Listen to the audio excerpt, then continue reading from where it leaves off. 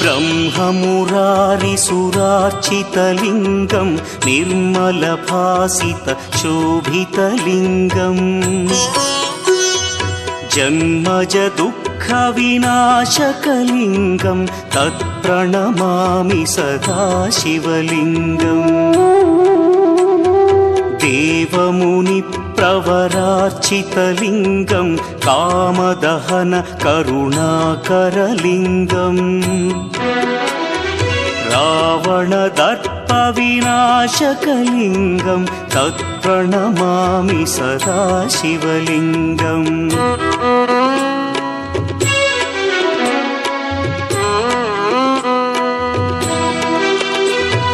सर्वसुगन्धसुलेपितलिङ्गं बुद्धिविवर्धनकारणलिङ्गं सिद्धसुरासुरवन्दितलिङ्गं तत्प्रणमामि सदा शिवलिङ्गं कनकमहामणिभूषितलिङ्गं फणिपतिवेष्टितशोभितलिङ्गम्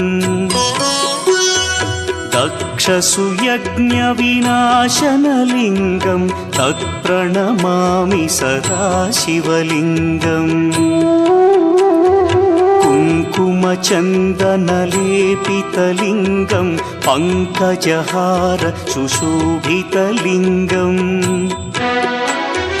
सञ्चितपापविनाशनलिङ्गं तत्प्रणमामि सदा शिवलिङ्गम्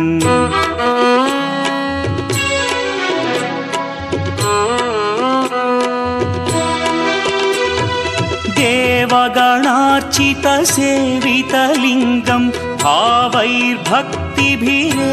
च लिङ्गं दिनकरकोटिप्रभाकरलिङ्गं तत्प्रणमामि सदा शिवलिङ्गम् अष्टदलोपरिवेष्टितलिङ्गं सर्वसमुद्भवकारणलिङ्गम्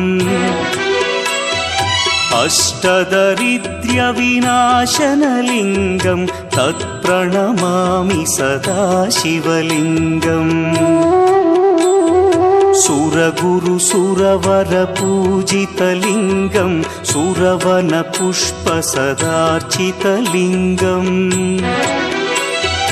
परमपदं परमात्मकलिङ्गं तत्प्रणमामि सदा शिवलिङ्गम् लिङ्गाष्टकमिदं पुण्यं यः पठेच्छिवसन्निधौ शिवलोकमवाप्नोति शिवेन सह मोदते।